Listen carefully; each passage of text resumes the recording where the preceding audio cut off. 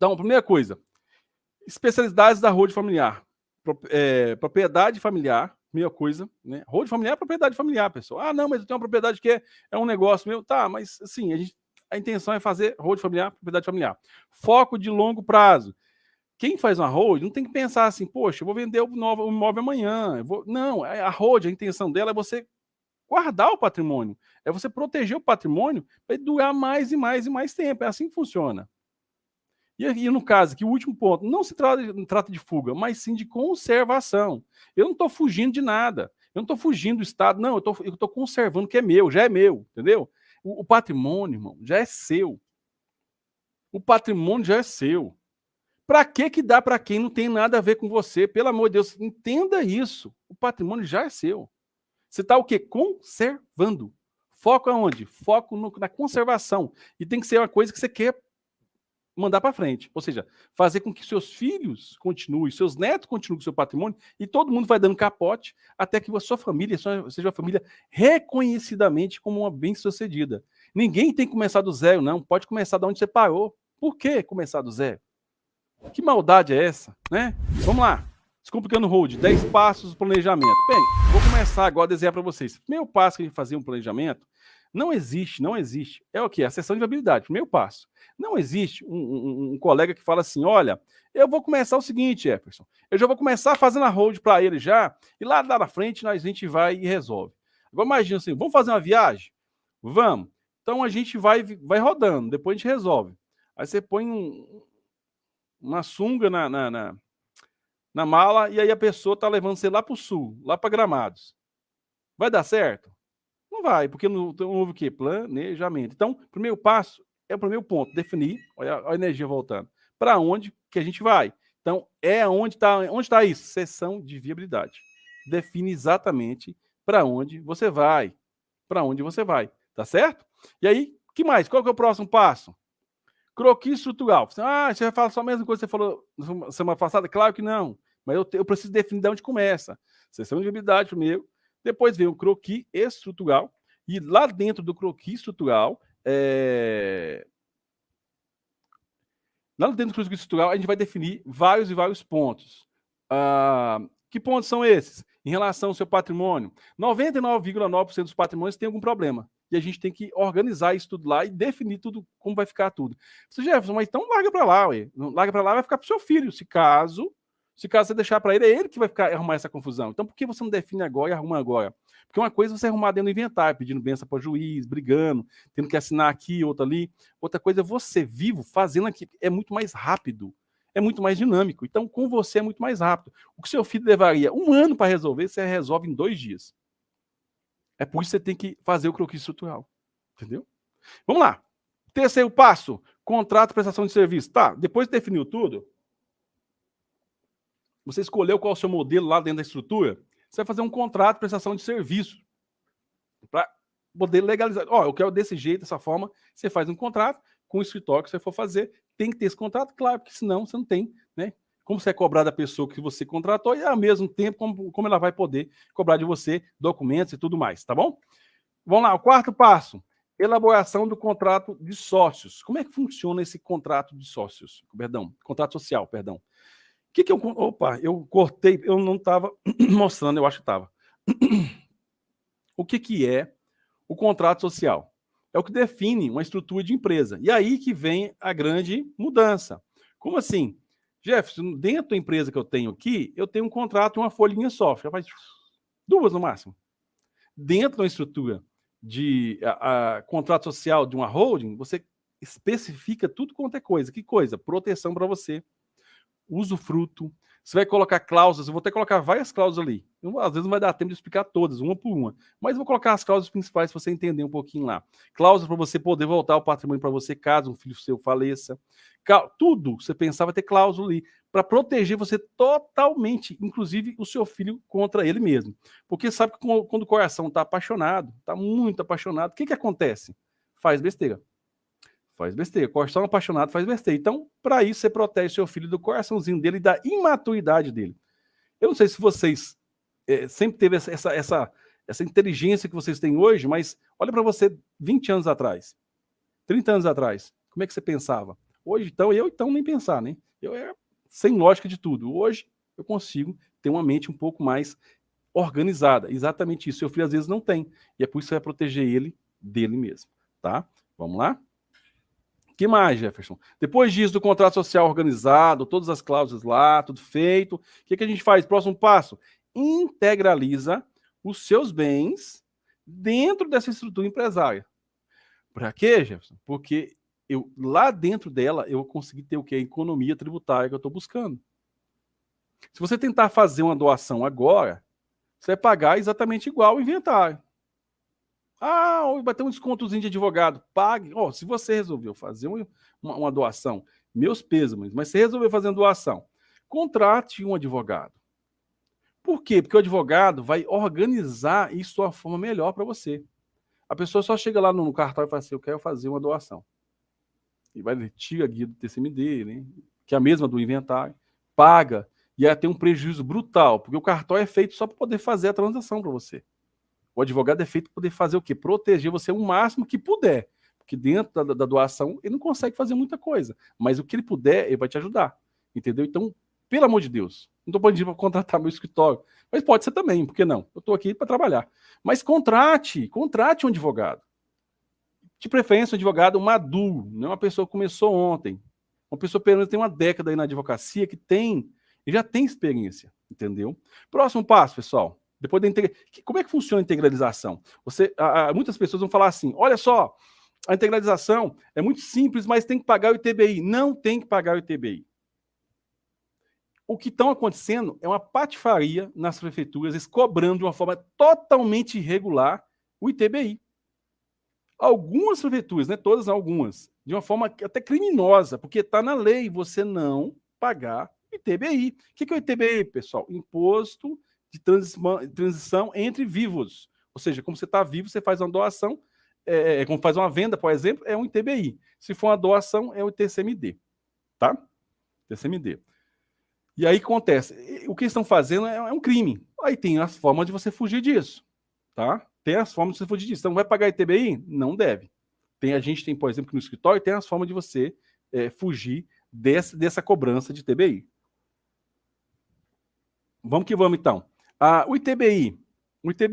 Quanto que é o ITBI? O ITBI está na pauta da prefeitura. É o valor venal da prefeitura. Aí algumas prefeituras estão querendo cobrar o valor que está na declaração, a diferença até o valor venal, cobrar o quê? 3%. Não é o valor todo, não, pessoal. 3% em cima dessa variação, que é totalmente errado.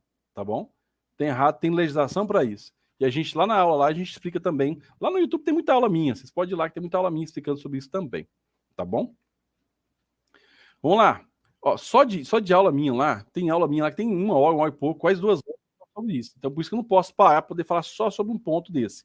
Então, a gente faz o requerimento de não incidência de TBI lá na prefeitura, a gente integraliza os bens e faz o requerimento para a prefeitura dar o quê? A nossa imunidade. Qual a diferença de isenção para imunidade? A prefeitura fala: eu neguei a isenção. Não, a prefeitura não nega isenção. Ela tem que reconhecer a imunidade. A imunidade por quê? Porque está na Constituição Federal.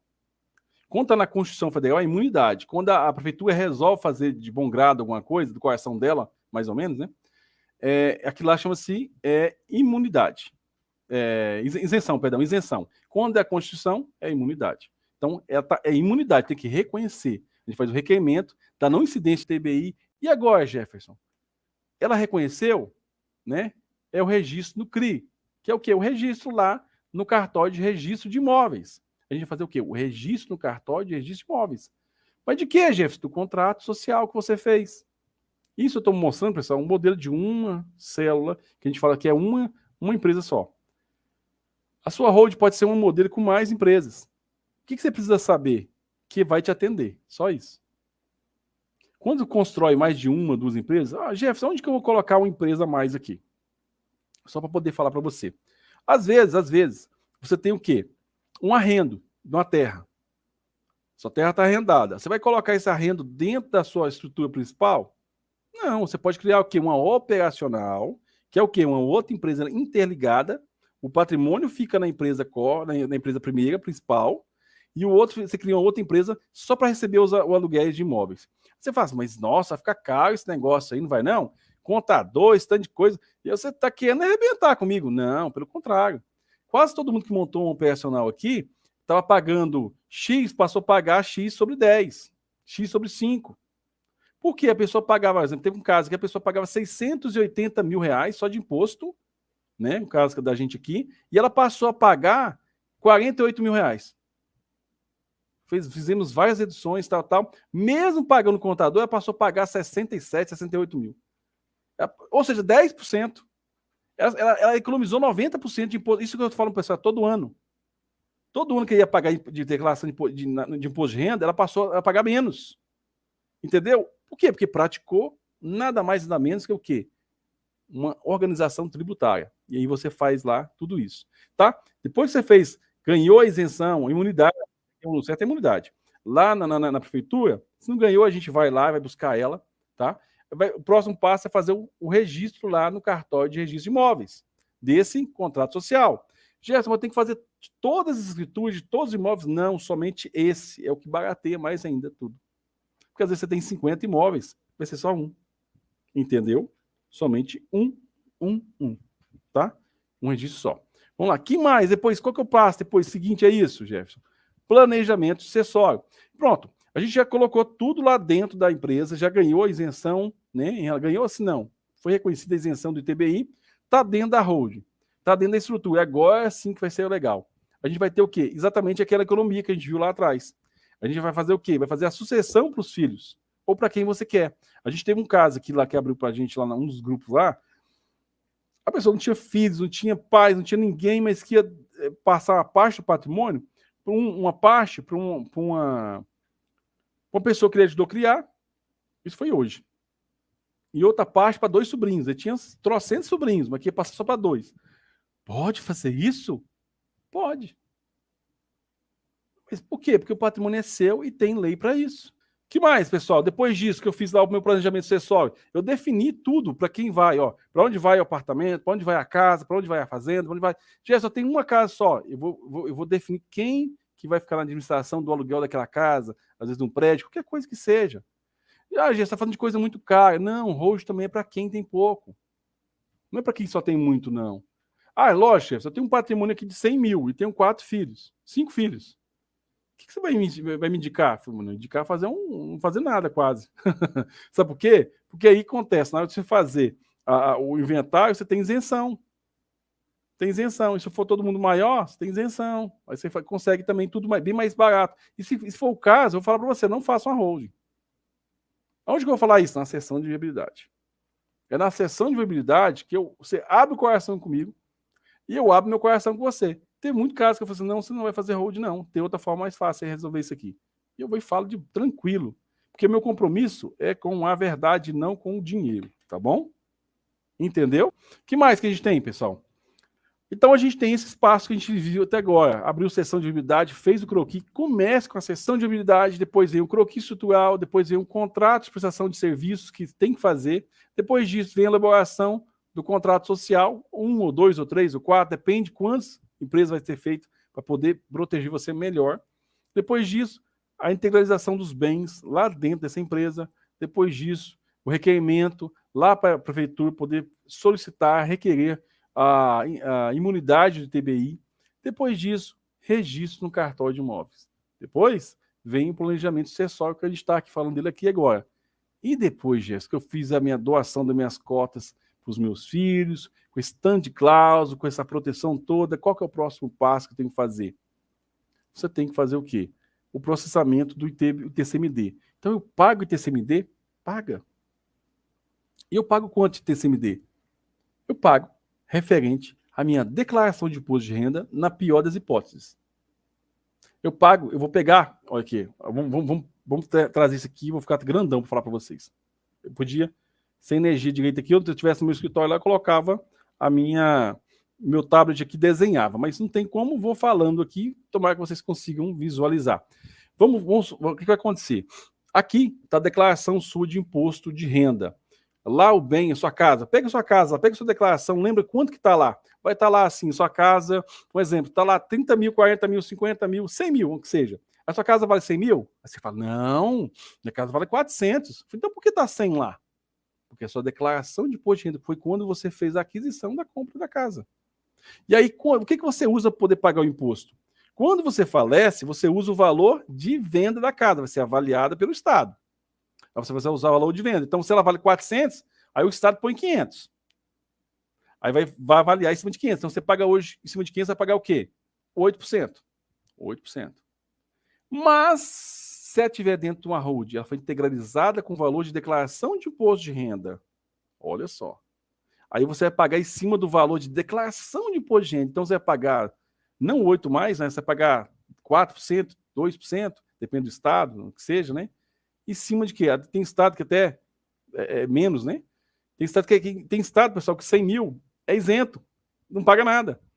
E aí o que acontece? Em cima um menor valor, o maior, na verdade, que você poderia pagar seria esse.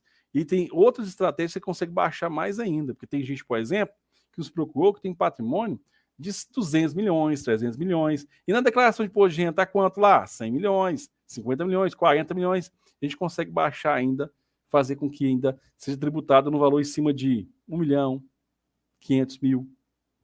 Tributado, não o valor, você não tem que pagar esse valor, vai ser tributado em cima, ou seja, esse valor vai incidir o imposto, que seria o quê? No máximo, aqui no estado de Goiás, é 8%, a maioria do Brasil. No Brasil, o máximo é 8%. E vai aumentar. Eu mostrei para vocês lá naquela live que vai aumentar agora.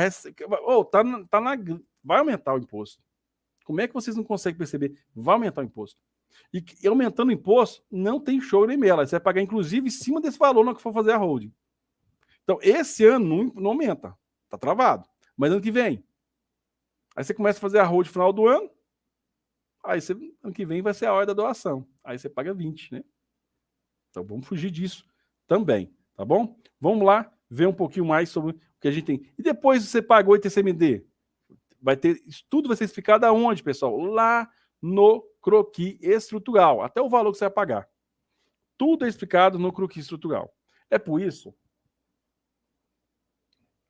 que hold você não faz no tapa, você faz passo a passo, entendeu? Vamos lá, depois que você fez o pagamento de TCMD, qual que é o próximo passo? A elaboração do acordo de cotistas. Como é que funciona isso, Jefferson? Sabe aquela amarração que você vai fazer assim para que ninguém te enche a paciência, você não, da sua esposa, que ninguém brigue um com o outro? Você vai fazer tudo o que você quer nesse momento. Sabe o papel do testamento que você sonha que pode dar certo? Você vai fazer dar certo agora. Por quê? Porque todo mundo vai assinar. Você assinou, você é doido? Não, sou doido não, então você assinou. Pronto, o acordo de sócio já foi feito antes, a concordância de como vai funcionar, imóvel tal, não imóvel, ó, se sair da sociedade, imóvel tal é de fulano. Quem vai administrar a fazenda é ciclano. Tudo isso vai estar onde? No acordo de sócio.